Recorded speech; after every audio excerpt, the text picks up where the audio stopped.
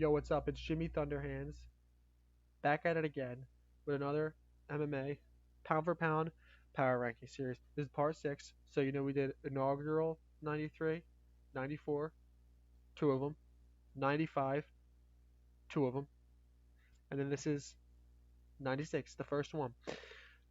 So, this one is not like 1-1, like I think the last one was. This is 216 because David and Goliath UFC 8 is on 216. And that's the last one. There's only 8 events. You can see them here. We have 95 anniversary show, Brawl in Buffalo, Pancraces, and we have IFC, not the one that Mikel ilyukin was in. Okay, but I'll put the links in the description because you can watch it both for free on YouTube. Here I have like the original power rankings from the last video. So you have like Hoist Gracie, blah blah blah. You see, Hoist doesn't fight, Hickson doesn't fight, Yamada doesn't fight, Nakai doesn't fight. So they get bumped for inactivity. Yuki Nakai is bumped for inactivity, but he really didn't fight anyone good enough to keep the spot. Yamadu gets 50-50 on both, but he gets kind of bumped anyway. You'll see what I did. So you can take a look too, just like who won some fights. Ken does good, Masakatsu does good, Rutan does good, Severn does good, Takhtarov does good, and Ilyukin does good. That's okay. And here's the new power rankings. This is what the actual rankings is right now that I'm putting up. Just take a look at it because I'll go over them. Varlands is 18th. He's last. Shamrock's 1. Huas is 10. Oleg Takhtarov is 6. New guy, Don Fry, 11. Tank Abbott's 14. I think I like that for now. I'll go on. Just start talking about the guys. Number 1 is Ken Shamrock. This is the first 3 or 4 are pretty easy. Ken Shamrock, right? He goes 3-0-1. He has like 2 super fights in there. Beats Kimo Leopoldo, Katsumi Inagaki, Kazuo Takahashi, draws with Takhtarov, unbeatable, looks better than he did before, and he was already like the best. Alright. Then we got Funaki, who is number 2, and he goes 3-1. Beats Mesger, who I'm really high on, even though we haven't talked about Mesger yet. Guy Mesger pans out to be a great fighter, and he has all around pedigree, so it's a good win. He only loses to Shamrock. He should have lost to Shamrock, but similar to Lucia before, I think Funaki goes a little easy on some guys. I know he does for a fact, and well, this is kind of the situation. Loses to Shamrock, so it's okay. And he's still number 2. He looks good. Good year in '95. It's just he's not number 1. All right. All right. Next we'll go to number 3, Boss Rutan. So he goes 3-0, and he beats Smith, Suzuki, Nagasawa. Good stuff. Mo Smith, he drops Mo Smith in the first fight. I think he chokes him out in the second fight. You can't beat him on the ground, and you can't beat him on your feet. Okay? No one in Pancrase has beat Mo Smith on their feet. Only Boss Rutan is on this. And he beat Suzuki on the ground. He beat other guys on the ground. He's good all around. World class. If you want to beat Boss Rutan, world class isn't good enough. You can't just beat him with a world-class kickboxer, and you can't beat him with a world-class grappler necessarily. You need something. You need better than just world-class. World-class minimally is not good enough to beat Boss Rutan. You might need a lot more than that. So number 3 is great, no doubt. Number 4, Dan Severn. He's 3-0. He goes 3-0 in the UFC. He wins the UFC 7.5, and he beats Paul Varlands, Tank Abbott, Oleg Takhtarov. 3 formidable opponents. Really well done. And he did it like kind of easily too, to tell you the truth. So yeah. And another thing is too is unlike other people on this list, he has the perfect combination of size and skill. He's as big as anyone can be. He's a big, brutish mauler, but he also has the finesse of smaller men. And Hoist Gracie's right there with them. Could be 1, could be 20, could be 10. Doesn't matter where you put him. As long as you say the right reason for it, right? The reason isn't because his skill is bad. It's because he hasn't fought, and you lose MMR as you don't fight, and that's what happens. Okay. Now let's go to Ricardo Moraes at number 5. So he wins this thing called IAFC Absolute. He does the ilyukin thing and gets his own night. but he actually beats Mikhail Ilyukin and Victor Yorohin in it. And he KOs the first four guys, including Yorohin. He's so jacked, so huge. He's bigger than Francis Ngannou is. Maybe not as thick, but he's taller, and he actually probably does have a couple more pounds of muscle packed on than he does. Only Ilyukin was a real matchup for Mahais, but he does beat him. And not the strongest competition he fought, but he was a good fighter. He was large and technical, and like I said, he was the mutant. He really was. He was the largest MMA fighter of all time, like in size, ripsness. He was even bigger than Ngannou, and this was like 30 freaking years ago. And I would say Mahais actually had more ground game than he had more talent than Ngannou has. He wasn't just a large guy. He was, but he also had a lot of talent to back him up, like a Brazilian. Number 6 is OG Oleg Taktarov. All right, you already know. So he was 3-1. He goes 3-1, losing to Dan Severn and tying with Ken Shamrock. The fact that he fought with both of those two guys in a decent fight just like shows you that would almost bump him up in that sense, but it doesn't. All right, because he doesn't even need that. He wins UFC 7, and you already know what I said about winning a tournament, right? Or I didn't say this yet, but I'll tell you about winning a tournament. He wins the tournament. He beats three guys. When you get that last win in your streak, your MMR, your SR, or whatever, it's just shooting through the roof until you're at the top, or you lose one. And that's what he does. He draws with Ken, loses to Dan, and his only other loss was to Dan. So he hasn't really lost to anyone bad. His quality and value hasn't diminished one bit, right? But it's hard to place him higher than that if you want to. Oleg Taktarov is the least good that you have to be considered Hall of Famer. He's Hall of Fame. He's Hall of Fame level. He really is. You can't doubt it. He's the least Hall of Fame level, but he is Hall of Fame level. Okay, number 7 is Mikhail Ilyukin. So Mikhail Ilyukin goes 4-1 again, because last time he went 5-0, if you remember. And he gets one win in an offshoot fight. I don't even count that, that's why it's not in my list. But he loses to Ricardo Mahais at the end of the road, and he actually is like beating the crap out of Ricardo a bit, takes him down too. A lot of toughness, really, really good. I just don't put him above. Okay, I don't put him above Oleg because Oleg, in the past, like whatever, he won that. He did win that UFC, and Mikhail Ilyukin doesn't win his IFC that he just fights in, and like he wins 4 this time, but he doesn't beat like Yorohin, who I thought was really good before. So even though he has a better record than Taktarov in this situation has clearly better competition. Mikhail Ilyukin's best win of his career was over Victor Yorohin, and his second best win was his loss to Mahais. If you want to look at it like that, his second best win is to Ricardo, is his loss to Ricardo Mahais. That's the one that gives him the most respect because he almost beat him and he did good. But the thing I think that also keeps him up is that he did that thing. Even though Ricardo Mahais had his night, he had to do Ilyukin's thing. And I think if you think about what Mikhail Ilyukin did, it is pretty amazing still. And to almost do it twice. Number 8 is Frank Shamrock. Okay? And our boy Frankie here. Last time could have maybe he couldn't make the list because alright. So prior to this ranking, to the events, he was 4-3-1. The last ranking I did, he would have been 4-3-1. Obviously, you see why he wouldn't make the list. But he won 4 fights since then, and he beats Suzuki and Funaki. You can't beat a finer pair than that, and that's what he did. And he actually has a win over Rutan from way long ago, but still. And even though he showed talent early on, like with the win over Rutan, he left room for us to doubt him, right? Because he lost almost as many as he won. You can't do that. You gotta win a lot more. You gotta put on a streak. You gotta take away our ability to leave the questioning of where you fall on the list, right? Like now. Like last time, he should have probably been, like his skill level, yeah, it was there, but the wins weren't there. Okay? And now it's both there. So he's 8-3-1. And also, at this point, he's on a 6-fight win streak. Okay? So he's like really doing really good. Number 9 is Suzuki. I'll do this quickly. Suzuki was 9-9. 1995 was not his year. He goes 2-2. Well, he had 7 wins in '95, but they weren't over really great people. But he's 18-6, and he just kept beating them. So he stays at number 9.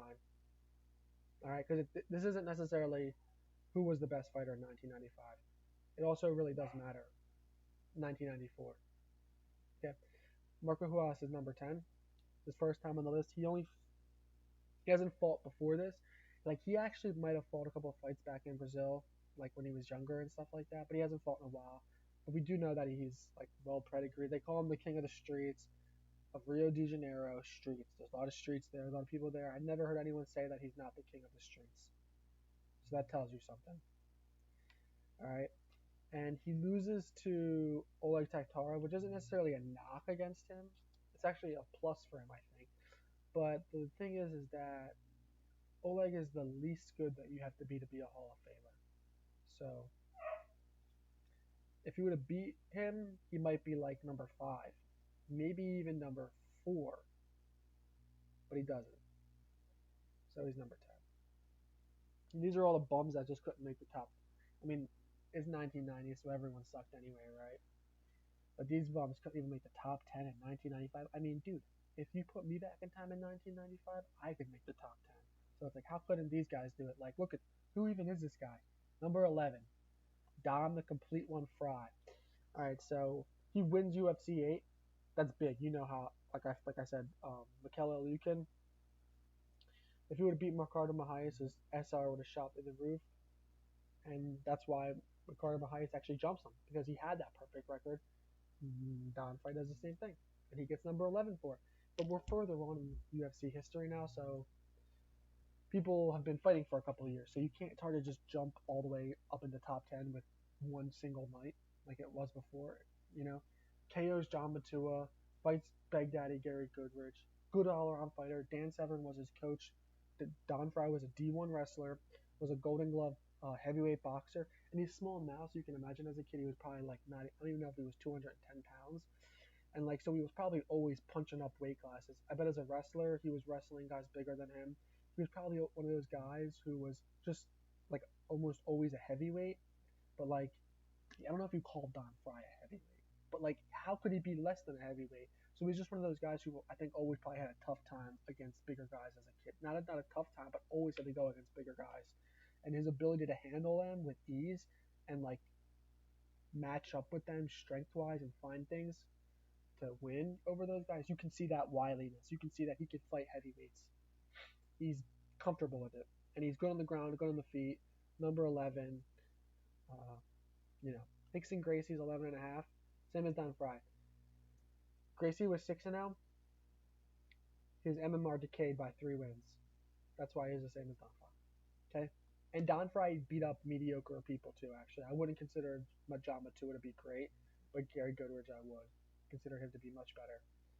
All right, and Jason, the Karate Kid DeLucia, depending on how this list, he could have been much higher because he's actually, no, he couldn't have been any higher because if his was really a pound for pound list right now, where the guys actually had weight classes, he would be higher because everyone he beats is bigger than him.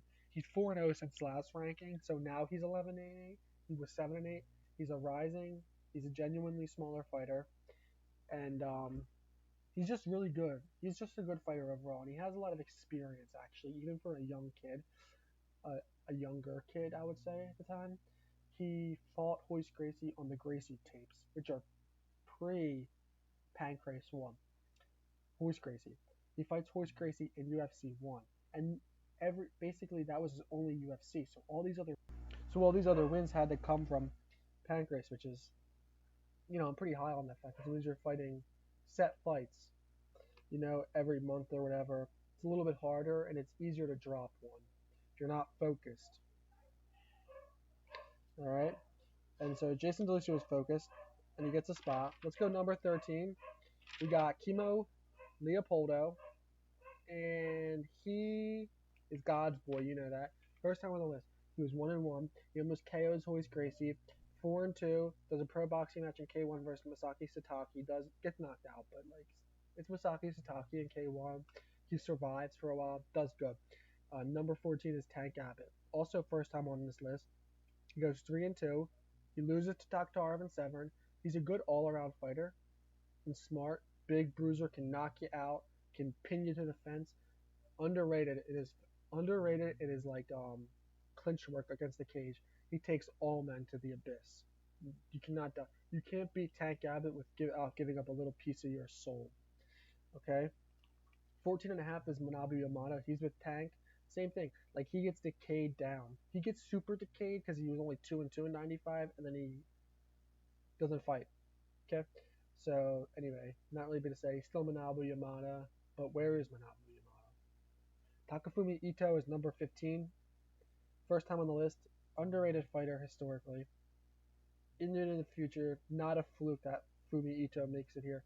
He was a solid fucking fighter, dude. So fucking solid. So undersized. If Jason DeLucia was between 175 and 185 pounds, Takafumi Ito was between 155 and 170. Started off in a blazing start, was 7-2.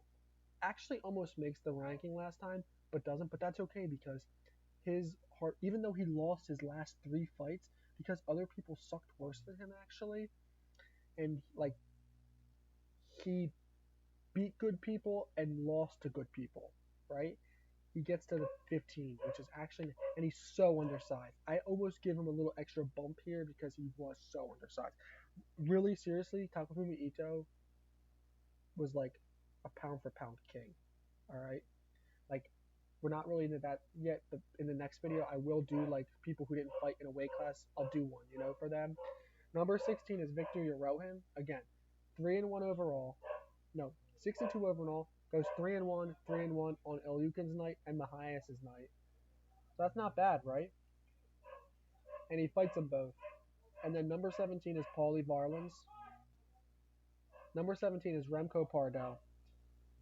And Remco Pardell is 4-2-1. Goes 1-1 in Pancrase. In like UFC 2 goes 2-1. And then I think he goes 1-1. And he loses to Marco Huas. So it's not bad, right? He loses to Hoist, Huas, and like Suzuki or something like that, okay? The point is he draws with Suzuki and he only lost to Abbott and blah blah blah. So Remco Pardell's nice and he's like a black belt. He knows like jujitsu, and he actually like elbowed like this guy in the head like really bad and like knocked him out, Orlando Viet. So it shows that he has knockout power, but he's majority a grappler, a jujitsu man. Okay, and he's big. So that's how Remco Pardell is able to take number 17. And number 18 is last but not least, the polar bear. Rest in peace, Paulie Barlins. And he loses to Abbott, Huas, and Sever. And this is the real reason that Paul Varlins is on the list. Because he's 3-3, but he could have easily been 6-0. If you put him against mediocre competition, he's 6-0, right? Like, he loses to Abbott, Huas, and Severn, who are all good fighters. Like, same thing with Abbott. Abbott's number 14 or whatever on this list, but exactly like Paul Varlins, he could be 6-0 if he went against all mediocre opponents. He doesn't, but he could be. Paul Varlins is like a knocked off version of Tank Abbott, right? Tank Abbott was 14. Paul Varlins gets knocked down a bit because he lost to Abbott. But overall, it's not bad. Now I'm just going to break down the list one more time for you guys. Number 1, Ken Shamrock, 22-4 and 2. Number 2, Masakatsu Funaki, 20-5. Number 3, Bas Rutten, 14-4. Number 4, Dan Severn, 8-2. 5, Ricardo Moraes, 5-0. Oleg Takhtarov, 10-2-1. Number 7, Mikel Ilyukin, 10-1. Number 8, Frank Shamrock, 8-2-1. Number 9, Minoru Suzuki, 18-6.